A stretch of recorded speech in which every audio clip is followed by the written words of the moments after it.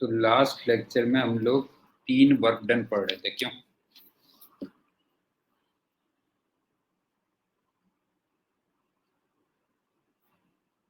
Good evening Andy.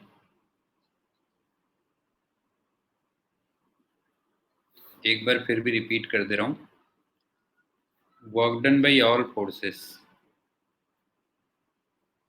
Change in kinetic energy,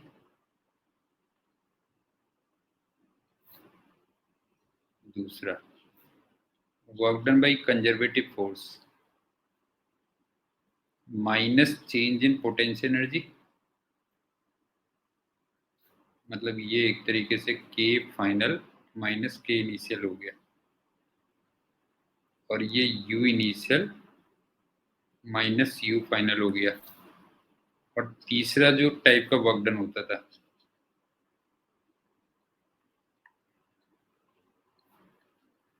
वो delta mechanical energy होता था, क्यों? ये कह लो, या ये डेल्टा पीई हो जाता था इफ डेल्टा के इक्वल टू 0, क्यों? इसमें कोई डाउट तो नहीं है? एंडी बता, इसमें कोई डाउट तो नहीं है बेटा? ये बता जो है, work done by all the forces, work done by conservative force, और जो तीसरे टाइप का वर्क डन है वो क्या है, कह लो। एक छोटा सा एग्जांपल देख लो तब समझ में आएगा। मैं किसी सिस्टम को ना ए से बी तक ले गया, ठीक है?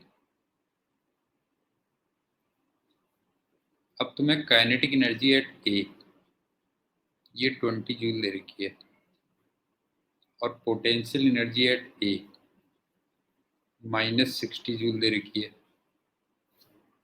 और काइनेटिक एनर्जी एट बी वो मान लो 40 जूल दे रखी है, और पोटेंशियल एनर्जी एट बी ये मान लो 10 जूल दे रखी है। अब बताओ, अगर मैं work done by conservative force पूछूं तो वो you initial minus you final होती है ना? नहीं है, you initial minus you final, इसका मतलब माइनस 60 माइनस 10 तो माइनस 70 जूल हो गई, क्यों?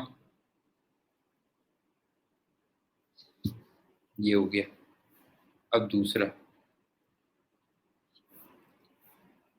अगर मैं तीसरा वाला वर्क डन पूछूं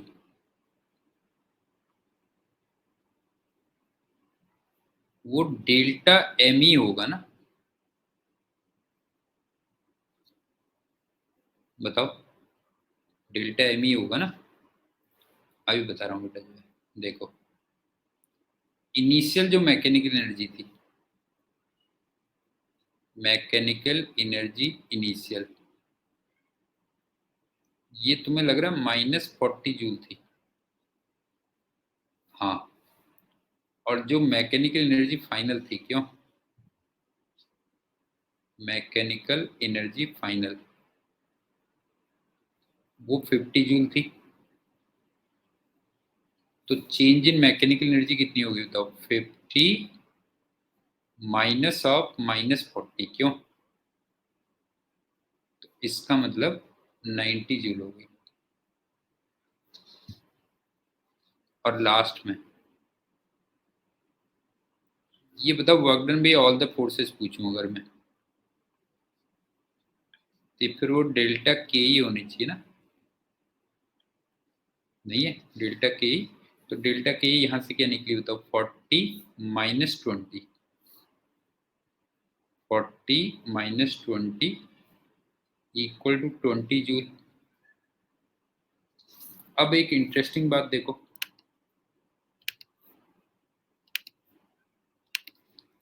यहां से भी अगर देखोगे तो work done by all the forces कितना आ रहा है, जरा देखो।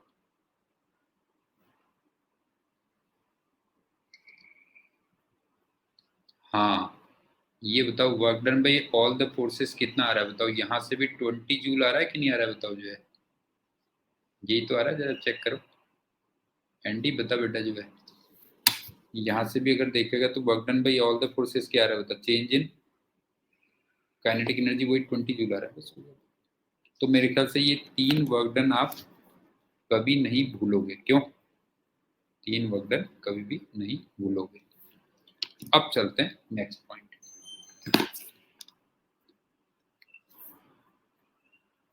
Three equilibriums.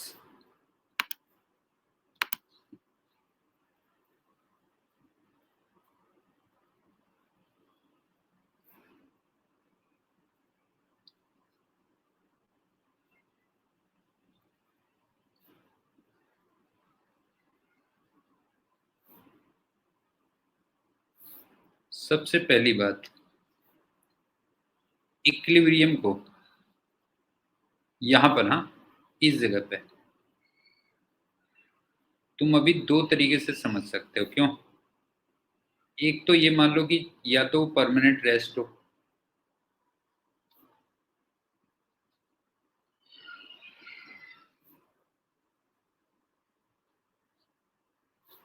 या फिर नेट फोर्स 0 हो जाए। क्यों?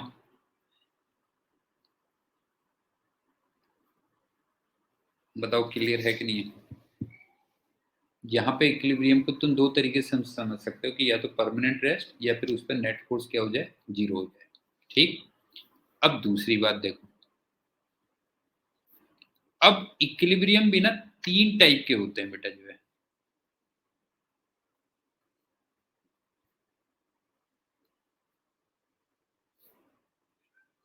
स्टेबल, अनस्टेबल और न्यूट्रल।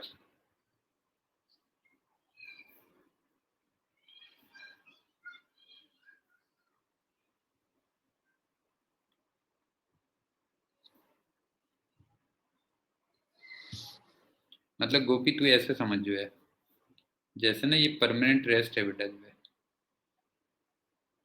अब एक तो मैंने तुमसे कहा कि यार तुम एक काम करना बच्चों, क्लास में बिल्कुल भी ना कोई हिलेगा डुलेगा नहीं, चुपके से बैठा रहेगा जो है। बैठ गए तुम, रेस्ट पे आ गए।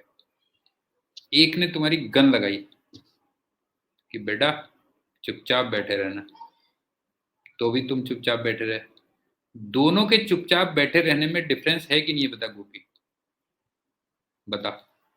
एक तो मैंने तुमसे कहा कि यार देखो मेरी इज्जत का सवाल है, तुम क्लास में बिल्कुल भी जो है डिस्टर्ब नहीं करोगे, चुपचाप बैठे रहना।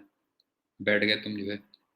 और एक ने तुम्हें गन लगा के चुपचाप कर दिया, बैठा दिया बेटा जो है, कि चुपचाप बैठे रहना जो है। हाँ समझ गया ना? ठीक। तो दोनों के उसमें डिफरेंस लग रहा होगा तुम्हें जो है। तो एग्जैक्टली क्या होता है, इक्विलिब्रियम भी बेटा जो है 3 टाइप के होते हैं जो है। पॉइंट क्लियर हो गया? एंडी बता बेटा जो है, मेरे से अगर तुम चुपचाप बैठोगे तो रेस्पेक्ट से बैठोगे, और अगर वो गन वाले से चुपचाप बैठोगे तो डर से बैठोगे बेटा जो है। ठीक। तो एग्जैक्टली यहाँ पे इक्विलिब्रियम भी क्या होता है, 3 टाइप का होता है। ठीक है। अब मैं जैसे फिगर बनाता हूँ तब तुम्हें क्लियर होगा, अपने आप तुम्हें समझ में आ जाएगा। एक ना ये हॉलो स्फीयर है। अब मैंने 3 बॉल रखी हैं, देखो। एक बॉल ये रखी है, एक बॉल यहां पे रखी है, और एक बॉल यहां पे रखी है। तो तीनों की तीनों बॉल्स इक्विलिब्रियम में है। ऑल 3 बॉल्स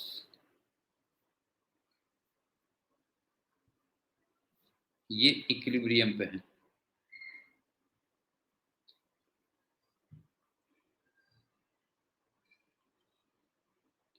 लेकिन तीनों का इक्विलिब्रियम अलग अलग है जो है। हाँ कुछ लग ही रहा होगा ना तेरे को, देख के ही लग रहा होगा बेटा जो है। क्यों? तीनों का इक्विलिब्रियम तेरे को लग रहा होगा अलग अलग है। तो जो 2 का है ये तो सबसे पहले समझ में आता है, ये अनस्टेबल इक्विलिब्रियम है।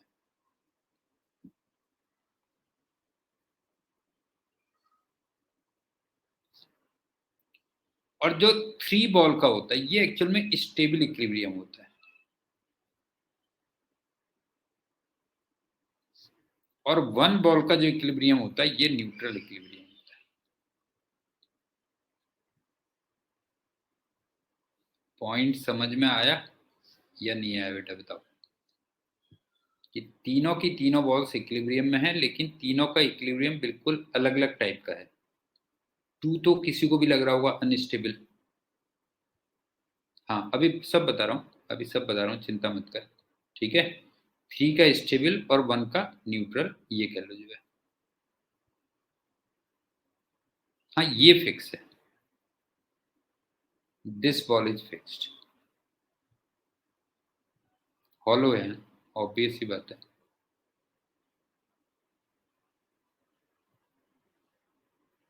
अब तो क्लियर है फिगर, बता। अब तो क्लियर है ना फिगर?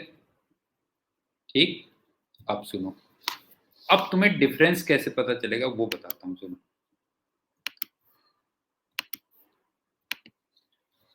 तुम इसको थोड़ा सा डिस्प्लेस कर दो, अपने आप पता चल जाएगा बेटा जो है।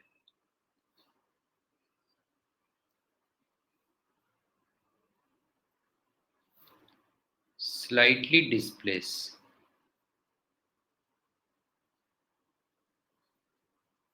तो अपने आप पता चल जाएगा।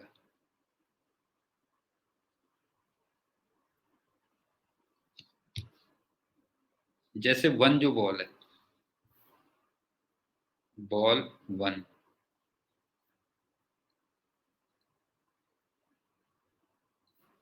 वो डिस्प्लेस्ड पोजीशन में भी इक्विलिब्रियम पे रहेगी।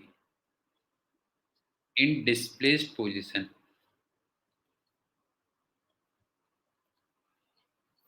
In displaced position again in equilibrium.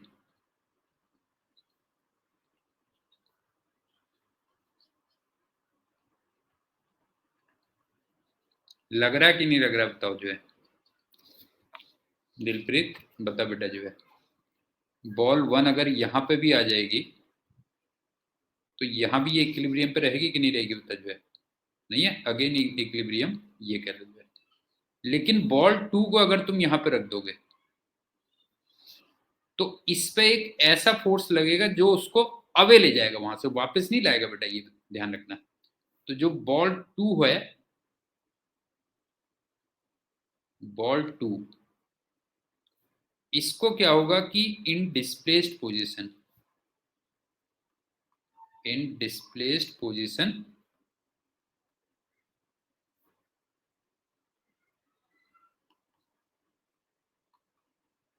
a force will act।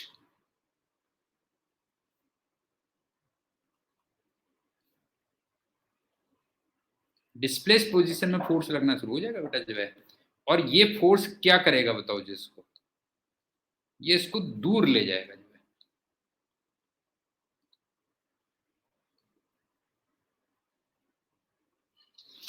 जैसे जो गन पॉइंट पे मैंने तुम्हें चुप करवाया था, वो अनस्टेबल था।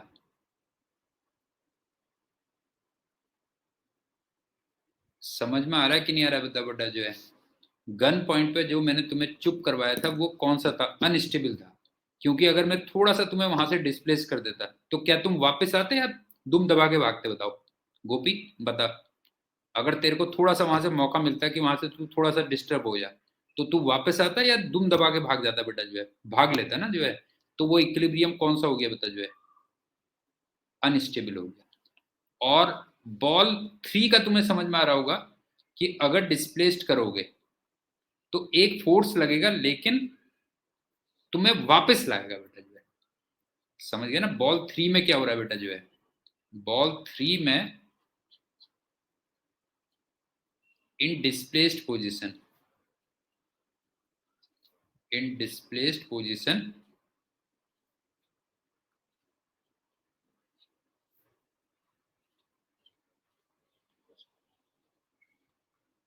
a force will act। अभी बता रहा हूं, फोर्स विल एक्ट, लेकिन ये फोर्स क्या करेगा बेटा जो है? ये इसको वापस बैक लाएगा।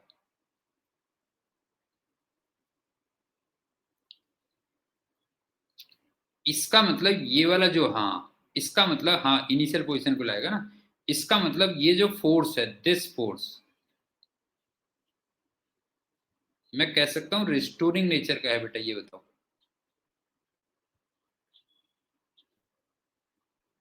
रिस्टोरिंग नेचर का है।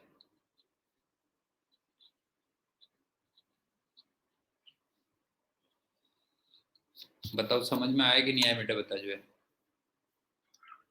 कि न्यूट्रल इक्विलिब्रियम में अगर मैं डिस्प्लेस कर दूंगा तो कोई फर्क नहीं पड़ेगा, वहां भी इक्विलिब्रियम पे रहेगा। अनस्टेबल इक्विलिब्रियम में अगर मैं डिस्प्लेस कर दूंगा तो उस पर एक फोर्स लगना स्टार्ट हो जाएगा, लेकिन वो फोर्स उसको वहां से दूर भगाएगा। और स्टेबल इक्विलिब्रियम में अगर मैं डिस्प्लेस करूंगा तो फिर से एक फोर्स लगेगा, लेकिन वो उसको वापस लाएगा उसको। इसका मतलब रिस्टोरिंग नेचर का होगा, ये कह। ठीक। और एक चीज और देखो इसमें, बॉल वन के केस में जरा देखना, जब तुमने डिस्प्लेस किया था तो जो पोटेंशियल एनर्जी थी वो कांस्टेंट थी या नहीं थी, बताओ। भाई जो पोटेंशियल एनर्जी यहाँ पे थी वही पोटेंशियल एनर्जी यहाँ पे थी, बताओ क्लियर है कि नहीं, बताओ जो है। बॉल वन के केस में जो पोटेंशियल एनर्जी थी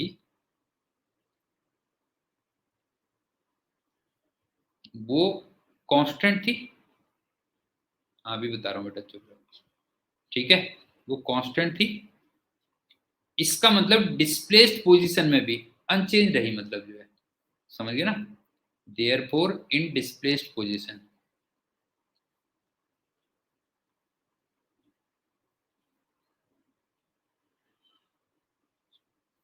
वो अनचेंज रही।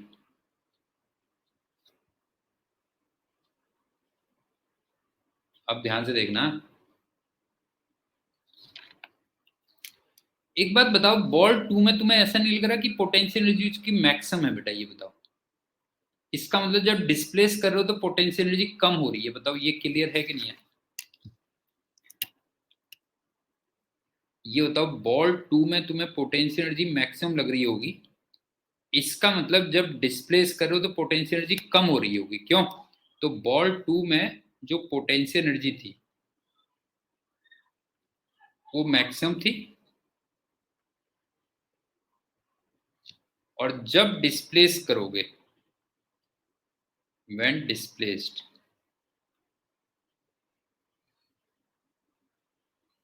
तो तुम्हें लग रहा होगा कि पोटेंशियल एनर्जी डिक्रीज कर रही है, क्यों।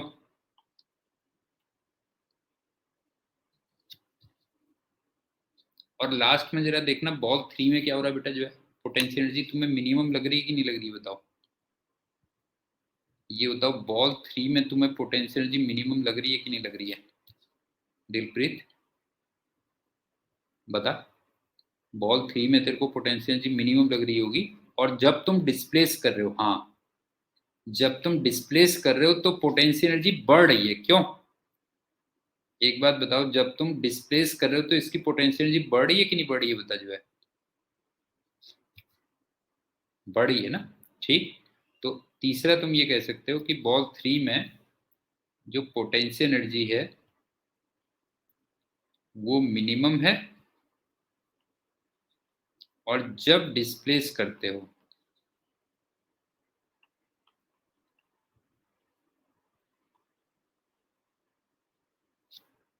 देन पोटेंशियल एनर्जी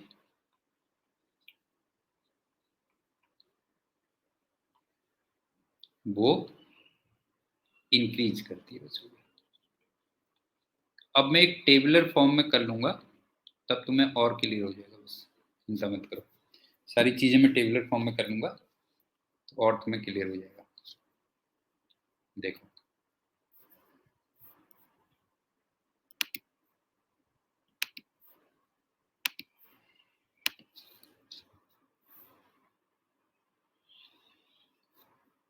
खुद ही तुम बताते हुए चलोगे, हाँ।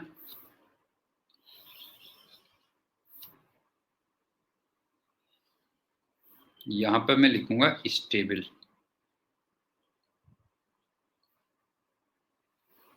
यहां पर लिखूंगा अनस्टेबल,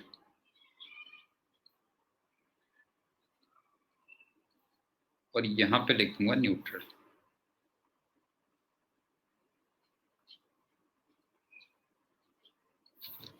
इस टेबल को समझ लेना बस। अगर मैं फोर्स की बात कहूं तो स्टेबल में 0, अनस्टेबल में 0 और न्यूट्रल में 0। बताओ कोई डाउट है इसमें?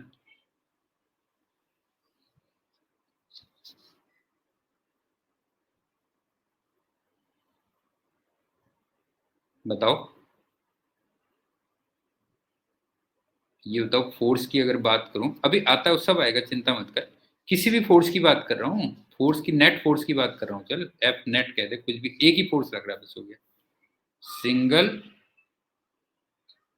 ले, तू परेशान हो रहा है तो ये ले, single conservative force F is acting.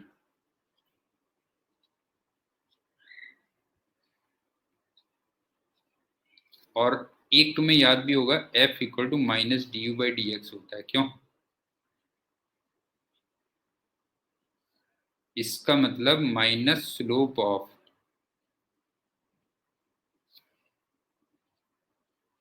You X graph. अब बताओ कोई डाउट है? अगर मान लो एक ही कंजर्वेटिव फोर्स लग रहा है, मान लो एफ, ठीक, तो एफ की वैल्यू 0 हो गई। तो अब जरा बताओ, इसका मतलब जो slope of U X graph होगा,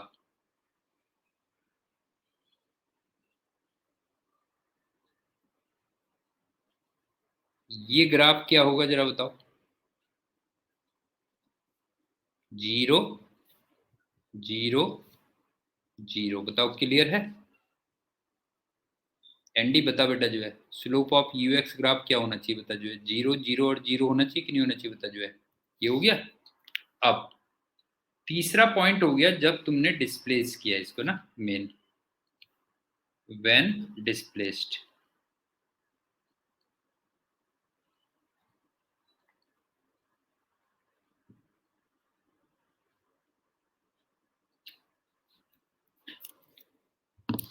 और अच्छा, एक चीज और थी। पहली बात, स्टेबल में force in displaced position not 0। बताओ क्लियर है? बताओ बेटा, जो है when displaced, force in displaced position not 0, ये किस नेचर का है? रिस्टोरिंग।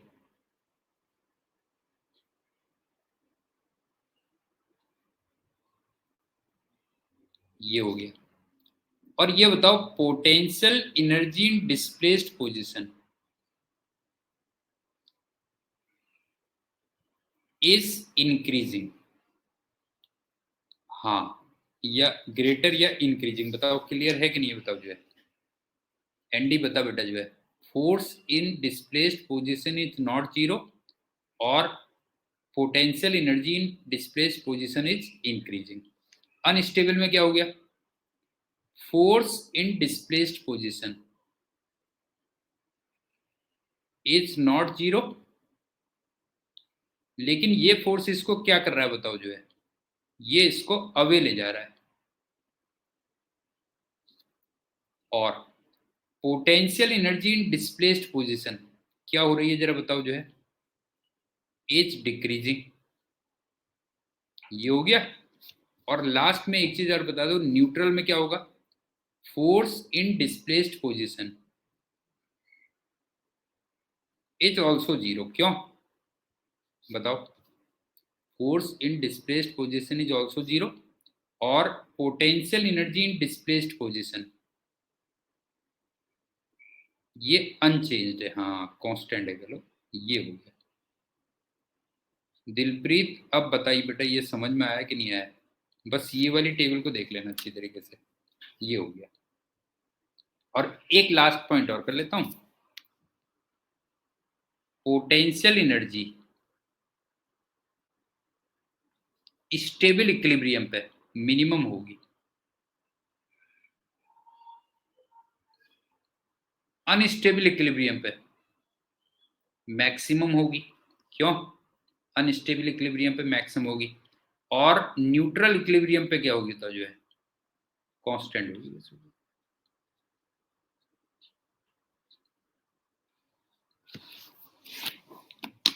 अब ये देख लो बस हो गया।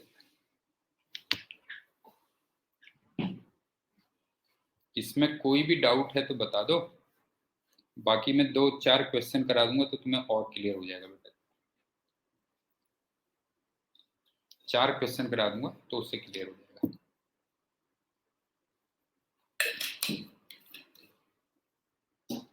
अब एग्जाम्पल देखो,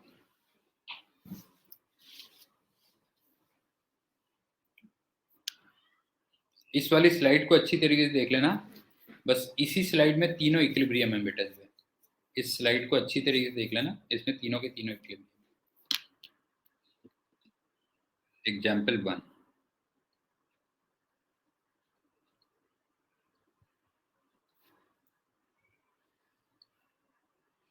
तुम्हें u और x ये ग्राफ दिया हुआ कुछ,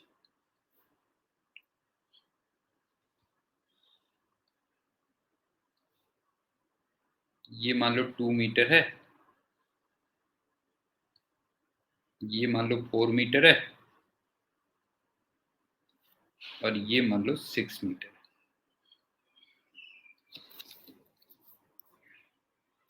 अब देखना हम ध्यान से, 2 मीटर पे स्लोप 0 है, 4 मीटर पे स्लोप 0 है, और 6 मीटर पे स्लोप 0 है। क्यों? 2 मीटर, 4 मीटर, 6 मीटर, तीनों जगह पे स्लोप 0 है।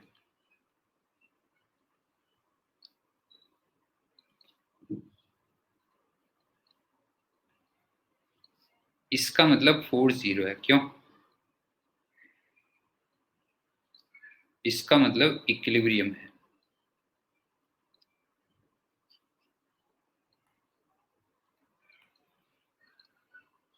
लेकिन तीनों जगह पे इक्विलिब्रियम अलग अलग है। एंडी, तीनों जगह पे इक्विलिब्रियम अलग अलग है। बता 2 मीटर पे इक्विलिब्रियम कौन सा है? बता 2 मीटर पे कौन सा इक्विलिब्रियम है? बता। बिल्कुल सही का, अनस्टेबल। क्या रीजन दोगे? क्या रीजन दोगे बताओ जो है।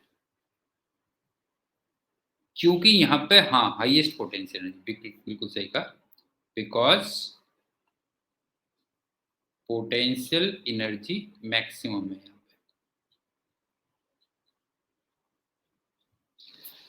अच्छा, तुम्हें दिख भी रहा होगा 2 मीटर से थोड़ा बहुत इधर उधर डिस्प्लेस करोगे ना तो पोटेंशियल एनर्जी कम हो रही होगी। देखो देखो, 2 मीटर से थोड़ा बहुत इधर उधर जाओगे बेटा जो है, तो पोटेंशियल एनर्जी देखो कम हो रही है कि नहीं हो रही है गोपी? 2 मीटर से थोड़ा सा इधर उधर जाओगे तो पोटेंशियल एनर्जी कम हो रही है कि नहीं हो रही है? बता जो है, कम हो रही है ना बेटा जो है। ये हो गया। और 4 मीटर पे कौन सा इक्विलिब्रियम है? Stable, because potential energy minimum है। और लास्ट में 6 मीटर पे तुम्हें न्यूट्रल इक्विलिब्रियम दिख रहा होगा। क्यों? बिकॉज पोटेंशियल एनर्जी कांस्टेंट है।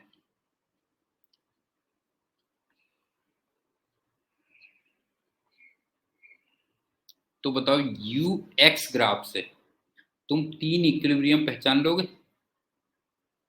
यू एक्स ग्राफ से 3 इक्विलिब्रियम पहचान लोगे? कहाँ पे कौन सा इक्विलिब्रियम मिलेगा तुम्हें जो है। ये हो गया। अब चलते हैं दूसरा एग्जांपल।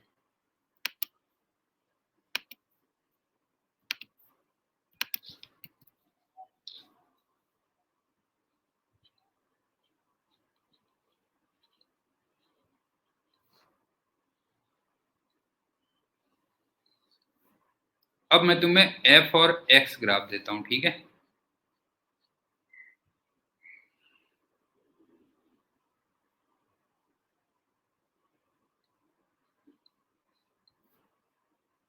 ये 2 मीटर है, ये 4 मीटर है मान लो, और यहां पे मान लो 6 मीटर है। तो अब आप देखो 2 मीटर पे, 4 मीटर पे, 6 मीटर पे तुम्हें सीधे फोर्स ही 0 दिख रहा होगा।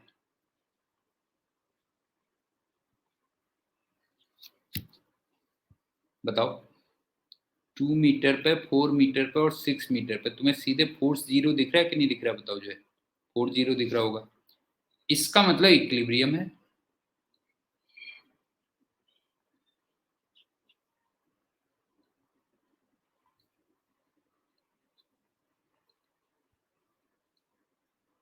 लेकिन तीनों के इक्विलिब्रियम अलग अलग टाइप का होगा।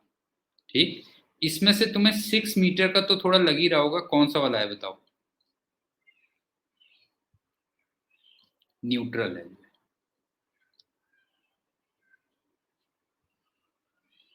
रीजन बताता हूं क्यों, देखो।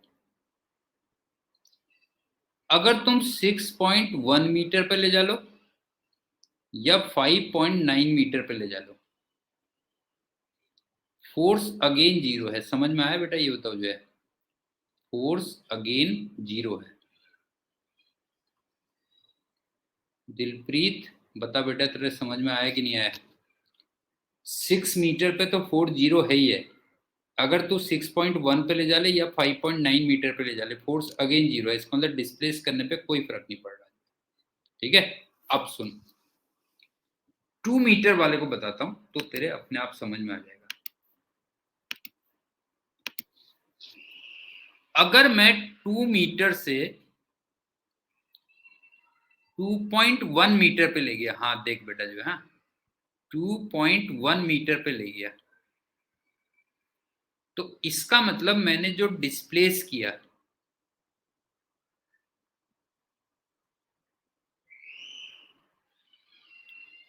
वो पॉजिटिव डायरेक्शन में किया ना? बता। ये 2.1 है बेटा जो है।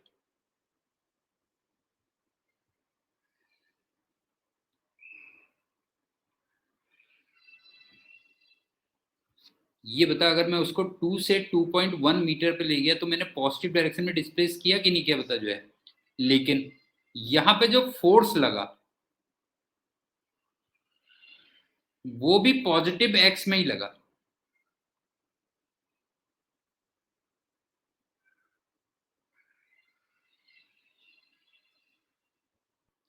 इसका मतलब जिधर को डिस्प्लेस किया उधर ही को फोर्स लगा। हाँ बिल्कुल सही कहा, जिधर को डिस्प्लेस किया उधर ही को फोर्स लगा।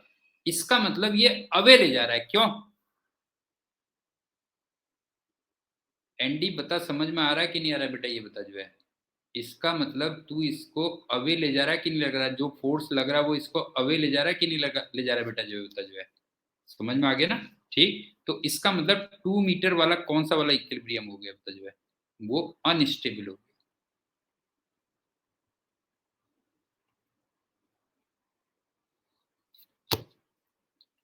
दिलप्रीत, पॉइंट समझ में आया या नहीं आया बेटा? बता जो है कि 2 मीटर पे तो चलो फोर्स नहीं लग रहा था उसको, लेकिन अगर मैं 2 मीटर से 2.1 मीटर पे ले गया, इसका मतलब मैंने पॉजिटिव डायरेक्शन में डिस्प्लेस किया। फिर मुझे ग्राफ से दिखा कि वहां पे पॉजिटिव डायरेक्शन में ही फोर्स लग रहा है, इसका मतलब अवे लग रहा है जो है। हाँ, अब लास्ट में आ जाओ 4 मीटर पे।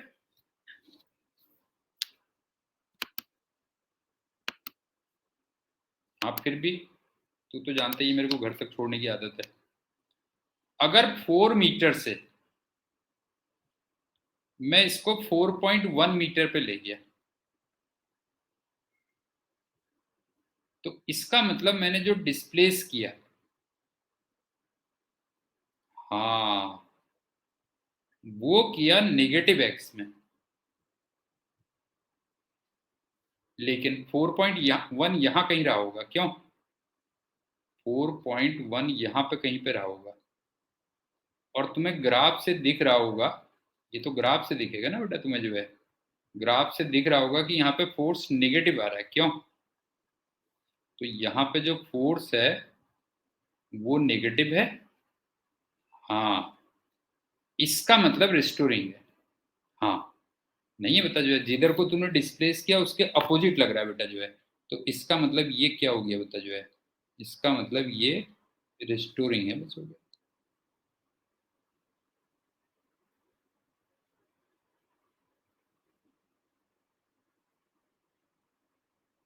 सॉरी, अब ठीक है। हम्म डिस्प्लेस किया तुमने पॉजिटिव एक्स में और फोर्स नेगेटिव है, इसका मतलब ये रिस्टोरिंग नेचर का है।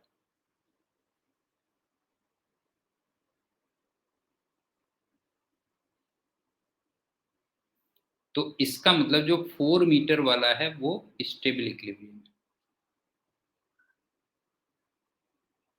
तो आई थिंक दोनों ग्राफ से तुम्हें पता चल गया होगा, क्यों कि यू एक्स ग्राफ से तुम 3 इक्विलिब्रियम कैसे फाइंड करोगे और एफ एक्स ग्राफ से तुम 3 इक्विलिब्रियम कैसे फाइंड करोगे।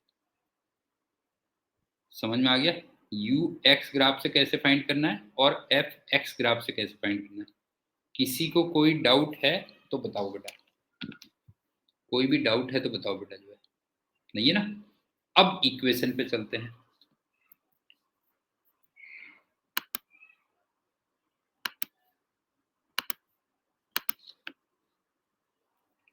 एग्जाम्पल 3,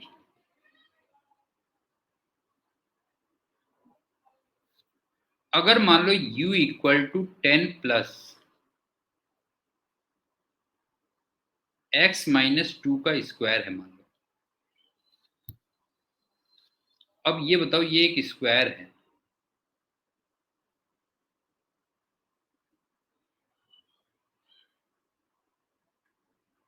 हाँ, और किसी भी स्क्वायर की value greater than equal to 0 होती है। नहीं होता, किसी भी स्क्वायर की value greater than equal to 0 होती है। तो इस इक्वेशन को तुम्हें देख के लग रहा है कि u की मिनिमम वैल्यू, हाँ, u की मिनिमम वैल्यू 10 है, वेयर स्क्वायर इज 0।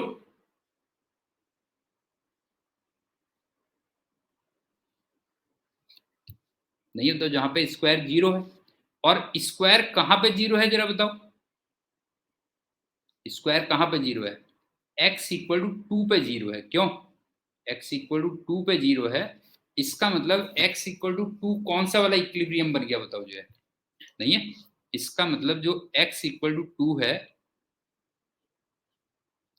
वो स्टेबल इक्विलिब्रियम हो गया।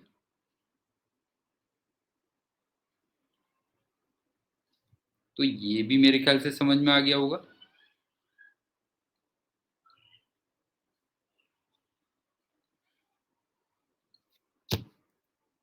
कॉपी, समझ में आ गया बेटा, ये यू एक्स इक्वेशन से हो गया। मैंने एक तुम्हें बताया यू एक्स ग्राफ से, एक एफ एक्स ग्राफ से, एक यू एक्स इक्वेशन से, एक और रह गया बस, एफ एक्स इक्वेशन से। क्यों?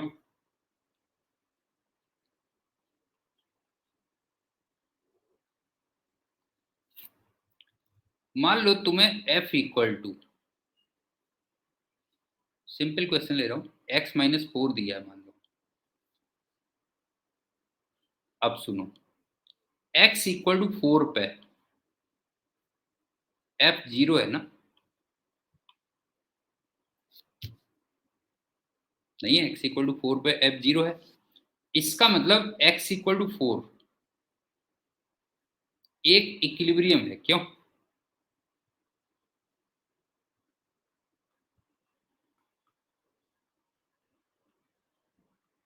नहीं, ये भी बता रहा हूँ बेटा, जो है ये बताओ, एक्स इक्वल टू 4 एक इक्विलिब्रियम है कि नहीं, बताओ जो है। अब एक काम करते हैं, इसको x इक्वल टू 4.1 लिख लेते हैं।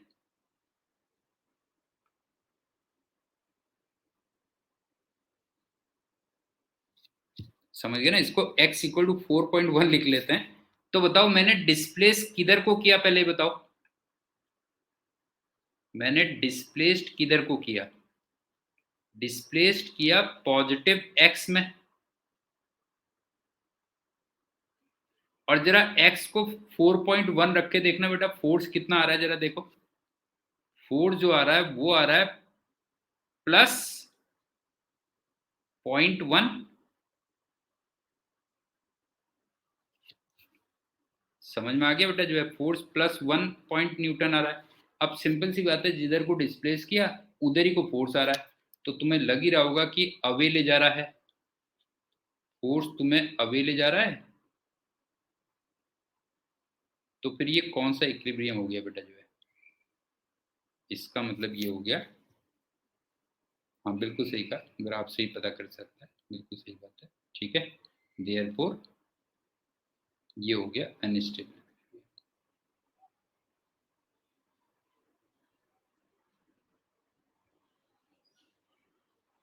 ये कह रहे गोपी, समझ में आ गया तेरे? नहीं आया बेटा बता जो है।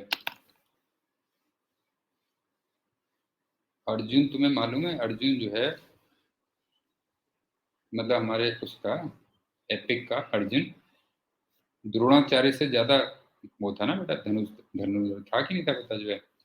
तो गुरु का काम जो है क्या होता है जो है, गुरु का काम हमेशा होता है कि स्टूडेंट को अपने से आगे ले जाना बेटा जो है, नहीं है कि उसकी सोच, स्टूडेंट की सोच टीचर की सोच से आगे होनी चाहिए। सही कह रहे हैं, समझ में आ गया। अब एक लास्ट पॉइंट और देखो,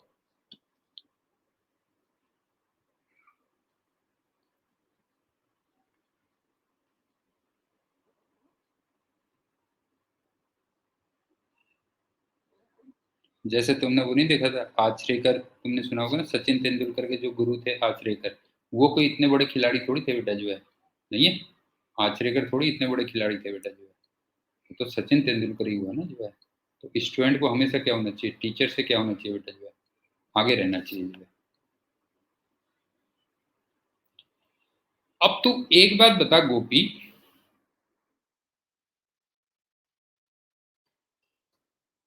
इन तीन बॉलों में से एक बॉल ऐसी है जब तुम डिस्प्लेस करोगे तो वो ऑसिलेशन शुरू कर देगी, कौन सी बॉल बता? थर्ड बॉल, कोई भी बता देगा, क्यों थर्ड बॉल वो कर देगी। तो इसका मतलब क्या हुआ कि अगर किसी बॉडी को स्टेबल इक्विलिब्रियम से डिस्प्लेस करोगे तो फिर वो स्टेबल इक्विलिब्रियम पोजीशन के अबाउट ऑसिलेशन शुरू कर देगी। बताओ क्लियर है कि नहीं है? बताओ इसको देख करके क्लियर है कि नहीं, बताओ जो है कि अगर किसी बॉडी को तुम स्टेबल इक्विलिब्रियम से डिस्प्लेस करोगे तो फिर वो स्टेबल इक्विलिब्रियम पोजीशन के अराउंड क्या शुरू कर देगी, बताओ जो है ऑसिलेशन शुरू कर देगी। ठीक, तो ये कंक्लूजन मैं और लिख दे रहा हूँ। हाँ, ऑसिलेशन शुरू कर देगी।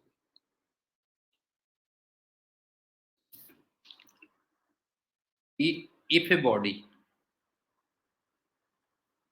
if a body is displaced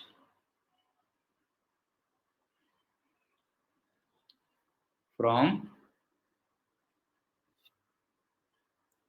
un sorry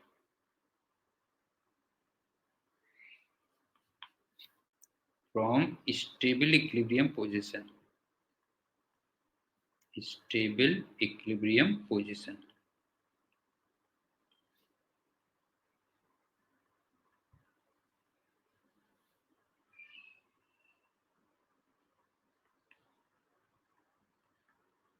then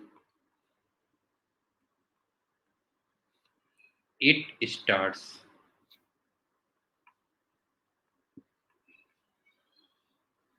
oscillations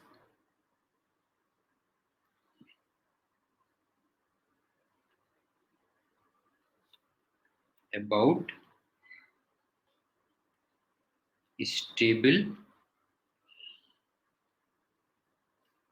equilibrium position।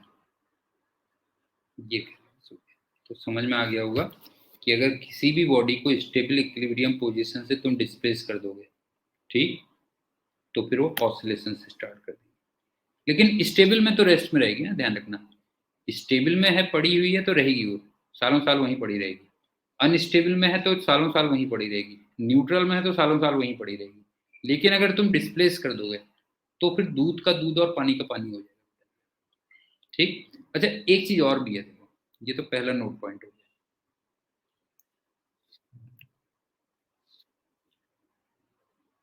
Actual में ना किसी भी सिस्टम की एक नेचुरल टेंडेंसी होती है अपनी पोटेंशियल एनर्जी को कम करने की बेटा जो है। दोबारा देखो, नेचुरल जो टेंडेंसी होती है किसी की भी, नेचुरल टेंडेंसी किसी की भी, वो होती है to decrease its potential energy.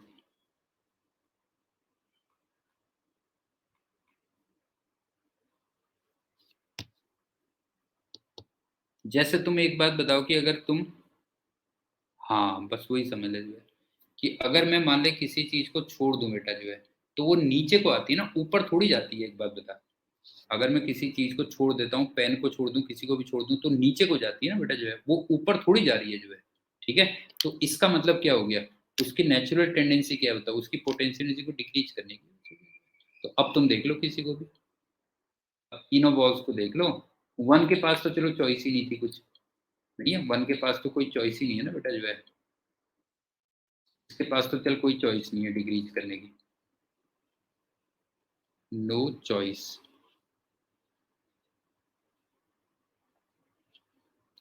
अब जब तुमने इसको डिस्प्लेस किया तो ये नीचे को आना चाह रही है, और जब तुमने यहाँ पे डिस्प्लेस किया तो भी ये नीचे को आना चाह रही है। तो मेरे ख्याल से समझ में आ गया होगा। नहीं, एनडी वो डिपेंड करेगा बेटा कि अगर फ्रिक्शन नहीं है तो फिर वो ऑसिलेशंस करती रहेगी जो है, अगर फ्रिक्शन नहीं है तो फिर वो ऑसिलेशन ही करती रहेगी ना, बस हो गया जो है, नहीं है बता जो है, ऑसिलेशन ही करती रहेगी। और अगर फ्रिक्शन है तो फिर धीरे धीरे जो है हो जाएगा बस। ठीक है, तो तीन टाइप के इक्विलिब्रियम में,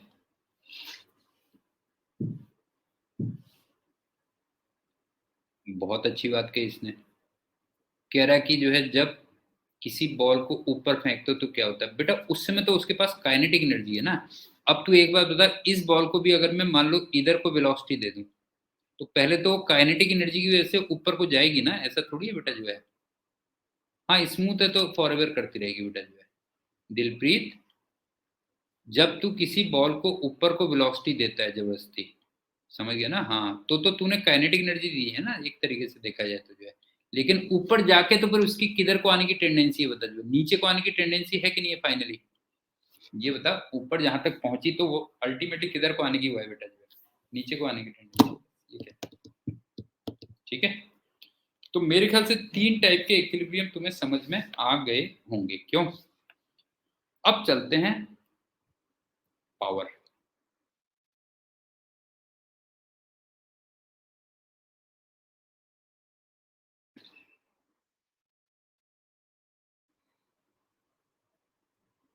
हाँ बिल्कुल सही कह रहा है, उसके बाद छोटे मोटे पॉइंट्स हैं कुछ, उसको कवर कर लेते हैं पहले, फिर हमारा चैप्टर हो जाएगा कंप्लीट।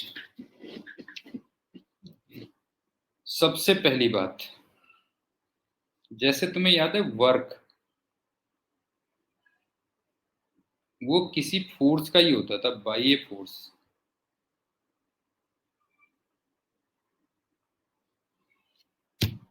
नहीं, ये वर्क किसी फोर्स का होता था ना बेटा, कि इस फोर्स ने कितना वर्क किया जो है। ठीक, इसी टाइप से जो पावर होती है वो भी ऑफ ए फोर्स होती है, किसी फोर्स की होती है। मतलब ऐसे नहीं पूछेगा अबे यार बता जरा इसकी पावर क्या है जो है, ठीक है, किसी फोर्स की पावर जो है। एनडी समझ में आ रहा है कि नहीं आ रहा, बता बेटा जो है। जैसे वर्क हमेशा हम किसी फोर्स का निकालते थे, इस फोर्स ने कितना वर्क किया, उसी टाइप से पावर क्या होती है बता, किसी फोर्स की होती है। ठीक, दूसरी बात, अब पावर भी दो टाइप की होती है, एक एवरेज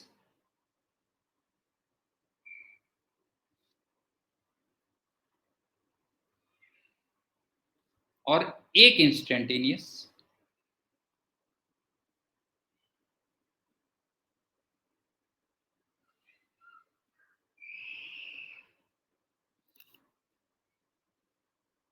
पी आई या पी कुछ भी कह लो, ये हो गया। तीसरी बात, अब जो एवरेज पावर होती है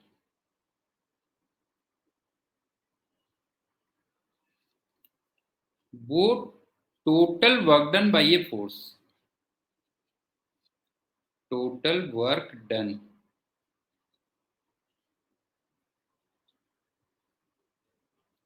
bye a force. Upon total time taken, ये होता है टोटल टाइम टेकन। आगे से मैं इसको ऐसे लिख दूंगा, W total upon T total. Andy समझ में आ गया बेटा? जो है एवरेज पावर किसी फोर्स की क्या होती है बेटा? जो है total work done bye a force upon total time taken. चौथा, अब जो इंस्टेंटेनियस पावर होती है वो एक्चुअल में रेट ऑफ डूइंग वर्क होती है। क्यों? Rate of doing work.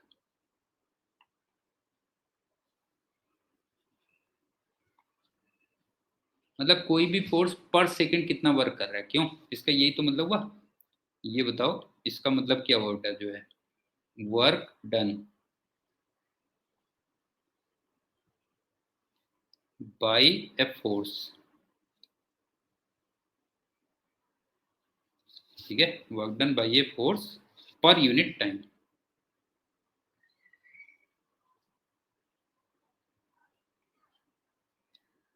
कोई डाउट?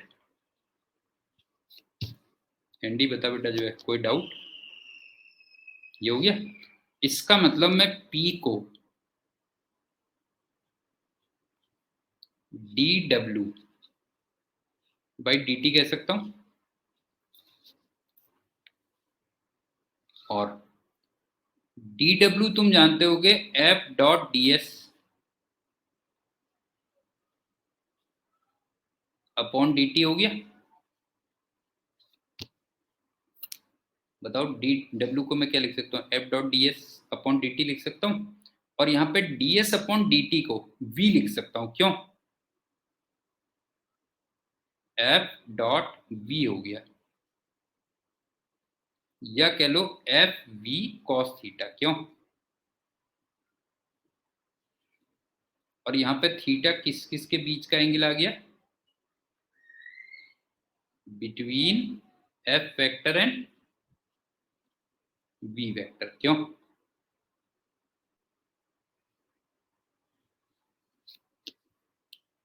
उसके बाद फिर जो डॉट प्रोडक्ट की प्रॉपर्टीज होती हैं वो सब लग जाएंगी। क्यों? एक बात बताओ, उसके बाद जो भी डॉट प्रोडक्ट की प्रॉपर्टीज होती हैं वो सारी की सारी लग जाएंगी। ये बताओ कि अगर थीटा 90 डिग्री हो तो इंस्टेंटेनियस पावर 0 होगी। अगर थीटा लेस देन 90 डिग्री हो तो इंस्टेंटेनियस पावर पॉजिटिव होगी, और अगर थीटा ग्रेटर देन 90 डिग्री हो तो फिर इंस्टेंटेनियस पावर क्या होगी? नेगेटिव होगी। समझ में आ गया? पावर दो टाइप की, ठीक, पावर दो टाइप की, एवरेज और इंस्टेंटेनियस। क्यों? एवरेज और इंस्टेंटेनियस। और जो इंस्टेंटेनियस पावर होती है वो एफ बी कॉस थीटा या एफ डॉट वी होती है, और उसके बाद डॉट प्रोडक्ट की जो भी प्रॉपर्टीज होती हैं वो सारी की सारी अप्लाई होती है। एक छोटा सा पॉइंट और, वो तुम जानती ही होगे वैसे, फिर भी लिख देता हूँ।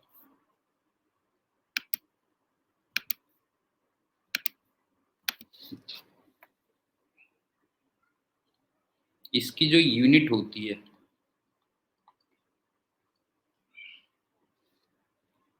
वो जूल पर सेकेंड या वॉट या किलो वॉट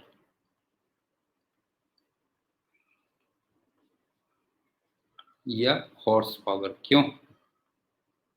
ये होती है ना, जूल पर सेकेंड या वॉट या किलो वॉट या फिर हॉर्स पावर। और ये भी मेरे ख्याल से जानते होगे, 1 watt equal to 1 joule per second, 1 kilo watt 10⁻³ क्यों? और 1 हॉर्स पावर ये करीब करीब 746। और एक छोटा सा पॉइंट और, कहीं पे ना तुम्हें ये दिखा होगा बेटा, किलो वॉट आवर। आगे चल के आएगा वैसे 12th क्लास में, किलो वॉट आवर। तो ये एनर्जी की यूनिट होती है बेटा, ध्यान रखना, यूनिट ऑफ एनर्जी होती है एक्चुअली। हाँ, इसको बाद में हम लोग पढ़ेंगे। अभी तुम ये मान लो ये एनर्जी की यूनिट है, ये पावर की यूनिट नहीं है, ध्यान रखना बेटा। जो है किलोवाट आवर क्या होती है, यूनिट ऑफ एनर्जी होती है ये। तो पावर के बारे में भी इतना ही करते हैं। इस पे जो क्वेश्चंस हम करेंगे ना, अभी मैं छोटे छोटे टॉपिक खत्म करवा के फिर टाइप्स में आता हूँ। तो उसमें सबसे पहले पावर के एग्जाम्पल्स दूंगा। गोपी, समझ में आ रहा है? छोटे छोटे पॉइंट्स हैं, उनको पहले खत्म कर लेते हैं, ठीक है। उसके बाद फिर हम टाइप्स जब स्टार्ट करेंगे तो उसमें पावर का ही सबसे पहले ले लेंगे। हो गया। अब लास्ट में छोटे छोटे 2-3 पॉइंट्स रह गए, वो देख लो बस। ये कर दिया, ये कर दिया।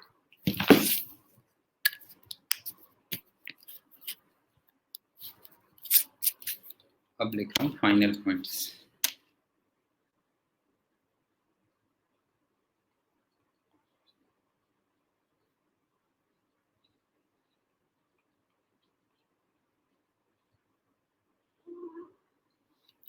सबसे पहला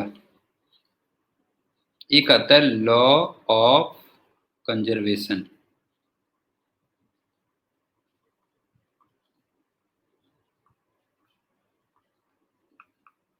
ऑफ मैकेनिकल एनर्जी।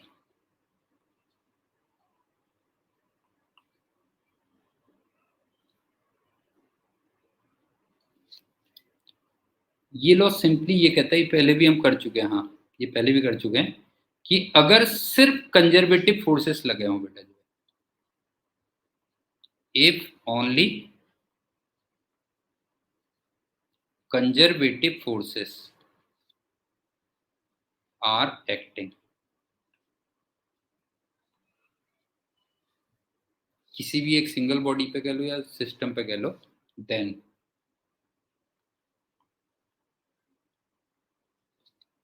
जो मैकेनिकल एनर्जी होगी या kinetic energy plus potential energy, वो क्या रहती है, कांस्टेंट रहती है बस।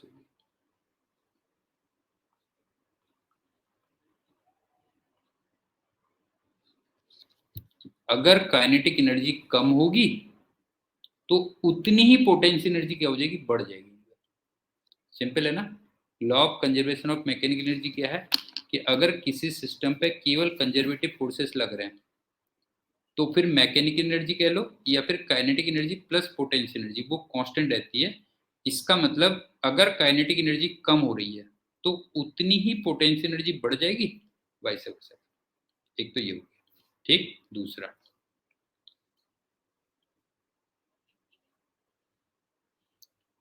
कंजर्वेटिव फोर्स एफ, ये मैंने ये लिखा था ना, -du/dx या -du/dr, कुछ ऐसा लिखा था कि नहीं लिखा था बेटा, बताओ।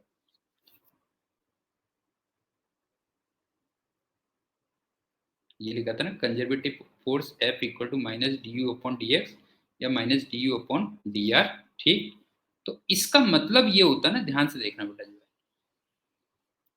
इसका मतलब ये होता है कि जो डायरेक्शन ऑफ कंजर्वेटिव फोर्स होगी हमेशा, direction of conservative force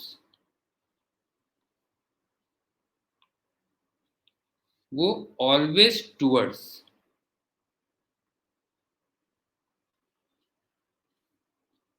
decreasing potential energy होती है। ये बहुत इंपॉर्टेंट है, ध्यान रखना।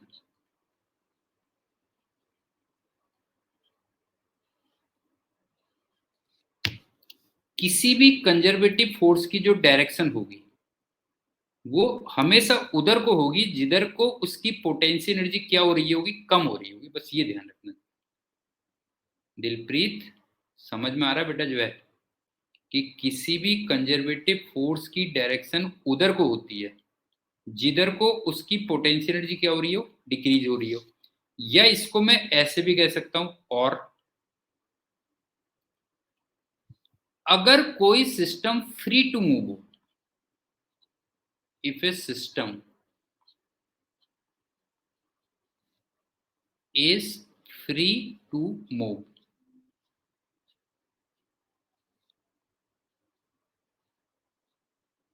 मतलब तुमने बिल्कुल फ्री छोड़ दिया। हाँ, ध्यान रखना बेटा जो है, तुमने बिल्कुल फ्री छोड़ दिया जो है। ठीक है, अगर कोई सिस्टम फ्री टू मूव हो तो वो किधर को मूव करेगा बताओ जो है, देन इट विल मूव,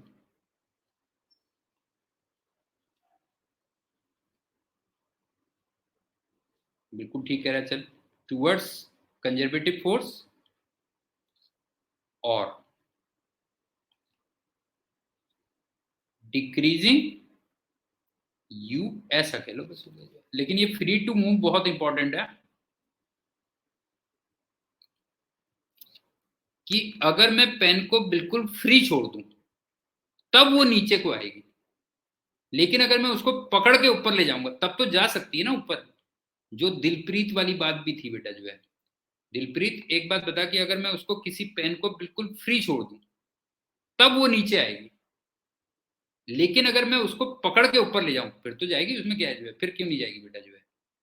समझ में आ रहा है फ्री टू मूव का मतलब क्या है बेटा जो है, बिल्कुल तुमने फ्री छोड़ दिया तो फिर वो किधर को जाएगी, जिधर को उसकी पोटेंशियल एनर्जी क्या हो रही है, कम हो रही है।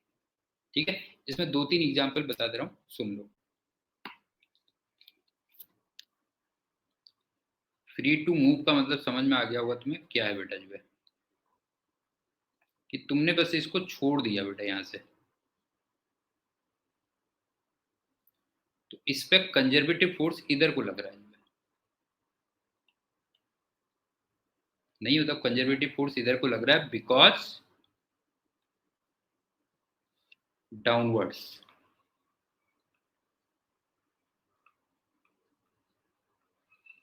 पोटेंशियल एनर्जी क्या हो रही है, डिक्रीज कर रही है। गोपी, समझ में आ गया बेटा, ये बता जो है। एक और एग्जांपल देख। एक मास ये है, एक मास ये है, इसको तुमने फ्री छोड़ दिया। वो बहुत इंपॉर्टेंट है, जब फ्री छोड़ दोगे तो ये एक दूसरे के नजदीक आएंगे। समझ में आ रहा बेटा, ये बताओ जो है, एक दूसरे के नजदीक आएंगे।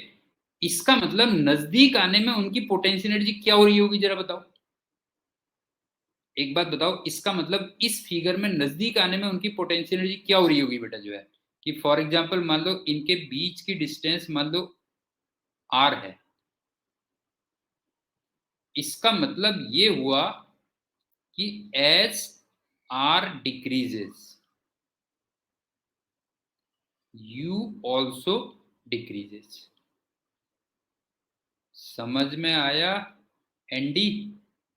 अगर तुम किसी सिस्टम को बिल्कुल फ्री छोड़ दो तो वो उधर को जाएगा जिधर को पोटेंशियल एनर्जी डिक्रीज हो रही है।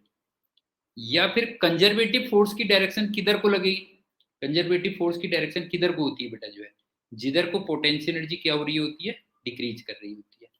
एक और एग्जांपल देख।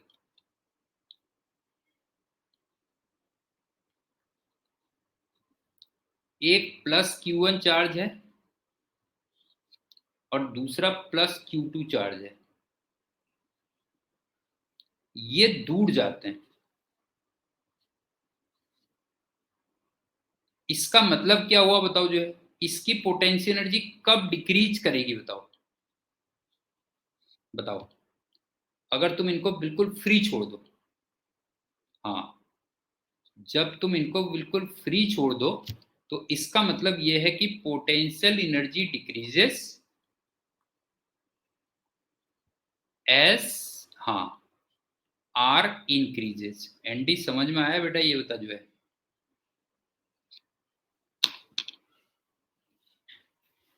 तो हमेशा याद रखना, किसी भी सिस्टम को जिसमें कंजर्वेटिव फोर्सेस लगे हों, जिनकी कुछ पोटेंशियल एनर्जी भी डिफाइन होती है, अगर तुम फ्री छोड़ दोगे तो वो उधर को मूव करेंगे जिधर को उनकी पोटेंशियल एनर्जी क्या हो रही होती है, डिक्रीज कर रही होती है। या कह लो कंजर्वेटिव फोर्सेस की डायरेक्शन क्या होती है, जिधर को पोटेंशियल एनर्जी क्या हो रही होती है, डिक्रीज हो रही होती है। तो ये फैक्ट भी याद रखना बेटा, ठीक है।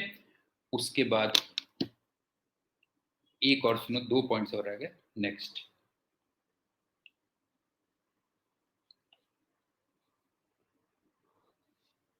जैसे ना ये ग्राउंड है,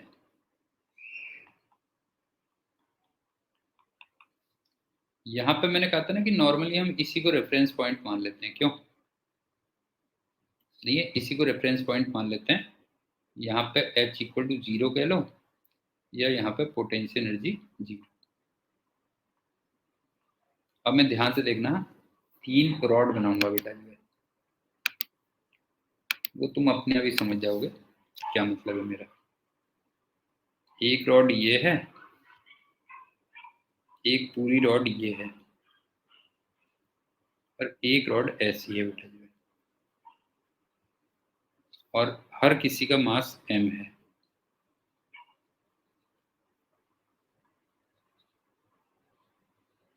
अब देखना, हाँ, इसकी पोटेंशियल एनर्जी तो तुम्हें 0 लग रही होगी, और इसके हर मास की हाइट h है। इसका मतलब इसकी पोटेंशियल एनर्जी mgh लग रही होगी। अब मेन है बीच वाले में, इसके लिए हाइट यहां से देखोगे बेटा, सेंटर से देखोगे, हाँ, नहीं नहीं, ये h देखोगे बेटा जो है, तो इसकी जो पोटेंशियल एनर्जी होगी वो mgh होगी।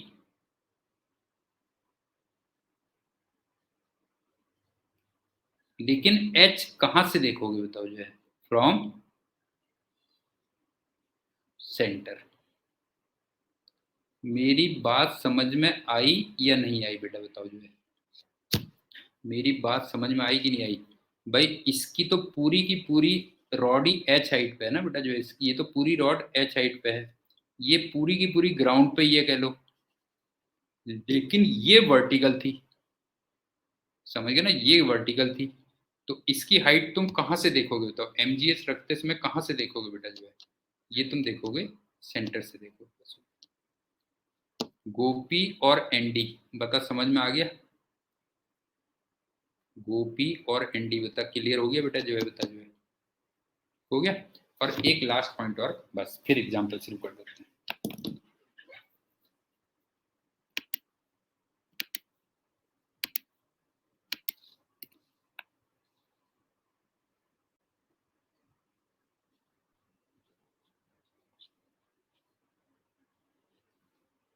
ये ना स्मूथ टेरेन है, बस ये इंपॉर्टेंट है, स्मूथ है।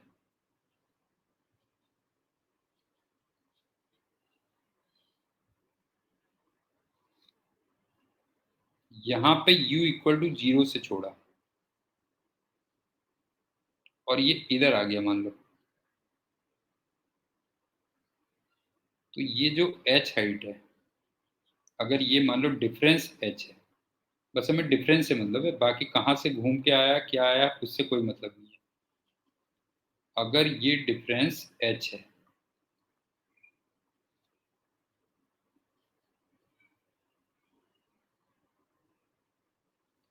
तो फिर यहाँ पे जो v होगा वो सीधे सीधे √2gh होगा, बस।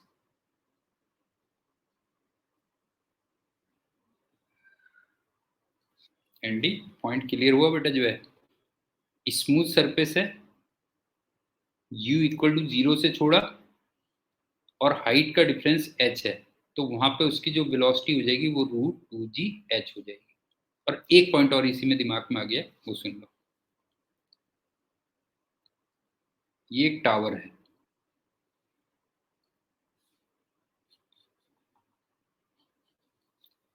एयर को नेग्लेक्ट किया, हाँ, एयर रेजिस्टेंस को नेग्लेक्ट किया।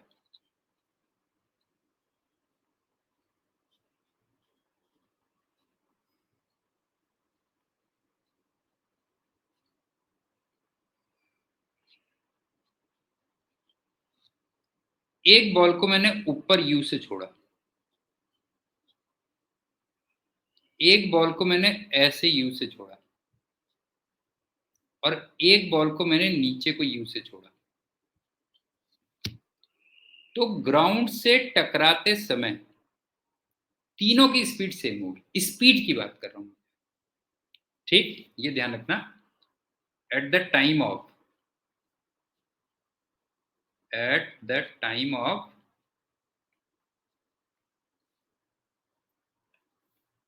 स्ट्राइकिंग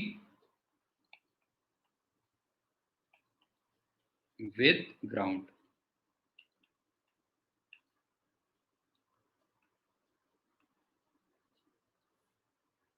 वी ऑल, वो सेम रहेगी। और वैसे वो बाय द वे कितनी होगी ये भी बता दे रहा हूं, under root of U square plus 2GH होगी, बस हो गया।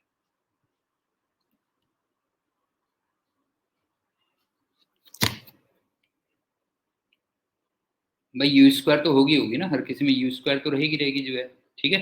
साथ में तुम क्या कर दोगे, प्लस 2GH और ऐड कर दोगे, तो ये तीन चीजें ध्यान रखना। लेकिन ए रेजिस्टेंस को नेग्लेक्ट किया है बेटा मैंने, ध्यान रखना, ये हो गया।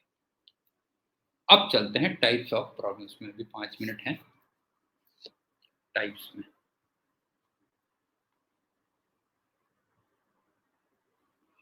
मैंने पावर पे तुमसे कहा था सबसे पहले हम पावर से ही स्टार्ट करेंगे, क्यों? देखो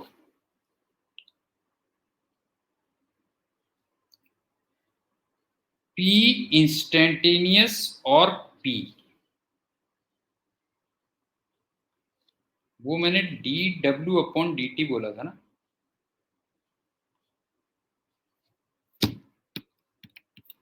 गोभी बता। पी इंस्टेंटेनियस से पी मैंने dW/dt बोला था कि नहीं बोला था, बता जो है। तो इसका मतलब जो dW होगा वो P इंटू dt होगा।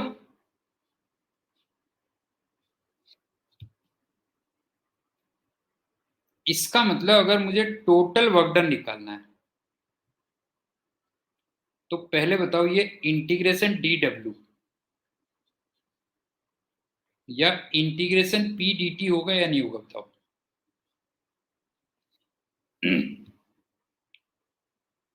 गोभी बता बेटा जो है, अगर तेरे को टोटल वर्क डन निकालना है तो क्या होगा, इंटीग्रेशन dW या इंटीग्रेशन P dt। अब इसमें तेरे को तीन केस मिलेंगे, ध्यान रखना बेटा जो है।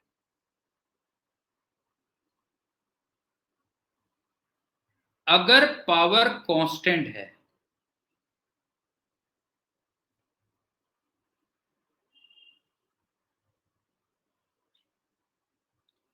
तो फिर जो टोटल वर्क डन होगा वो सीधे सीधे तुम P इंटू टी कर दो, बस हो गया। समझ में आया? अगर पावर कांस्टेंट है तो सीधे सीधे तुम ये कर दो। अगर पावर फंक्शन ऑफ टाइम है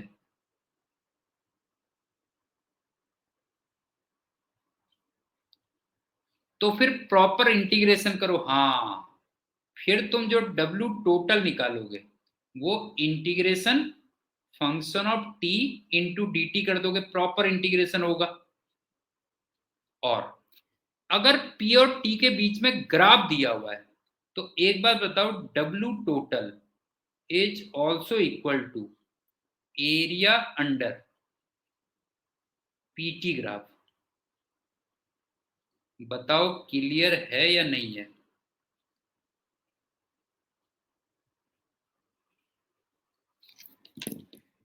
अगर तुम्हें इंस्टेंटेनियस पावर कांस्टेंट दे रखी है तो सीधे टाइम से मल्टीप्लाई कर दो, तुम्हें टोटल वर्क डन निकल जाएगा। अगर तुम्हें इंस्टेंटेनियस पावर टाइम का फंक्शन दे रखी है तो प्रॉपर इंटीग्रेट करो, ठीक। और अगर P और T के बीच में ग्राफ दिया हुआ है, ठीक है ना, अगर P और T के बीच में ग्राफ दिया हुआ है तो फिर एरिया से निकाल। जैसे एक छोटी सी बात बता देता हूं, जैसे तुम एक चीज देखो, हाँ, मैंने तुमसे कहा पावर कांस्टेंट दे रखी है, और मान लो लेट ये 10 वॉट दे रखी है या 10 जूल पर सेकंड दे रखी है और ये कांस्टेंट दे रखी है। तो एक बात बताओ, इसका मतलब हर सेकंड में 10 जूल का वर्क हो रहा है। बताओ क्लियर है कि नहीं है? गोपी बता। अगर 10 जूल पर सेकंड दे रखी है तो इसका मतलब हर सेकंड में 10 जूल का वर्क हो रहा है। तो 5 सेकंड में कितना हो जाएगा वर्क बता? टोटल वर्क डन कितना हो जाएगा बता जो है? हर सेकंड में 10 जूल का वर्क हो रहा है तो इसका मतलब 5 सेकंड में कितना हो जाएगा? 50 जूल हो जाएगा। तो सीधे तूने टाइम को क्या कर दिया बता जो है? सीधे टाइम से मल्टीप्लाई कर दिया बस। अब समझ में आया? पॉइंट क्लियर हुआ बेटा जो है कि अगर 10 जूल पर सेकंड दिया हुआ है तो हर सेकंड में 10 जूल का वर्क हो रहा है तो इसका मतलब 5 सेकंड में कितना वर्क हो जाएगा? 50 जूल हो जाएगा। ठीक, बाकी चलो फिर कल करते हैं। कल 8:45 पे क्लास होगी। हाँ, 8:45 पे क्लास होगी। अभी तक बाय द वे कोई चेंज होगा तो बता दूंगा। 8:45 AM पे क्लास होगी बेटा। ओके, AM पे बेटा। ठीक, okay, bye and thank you.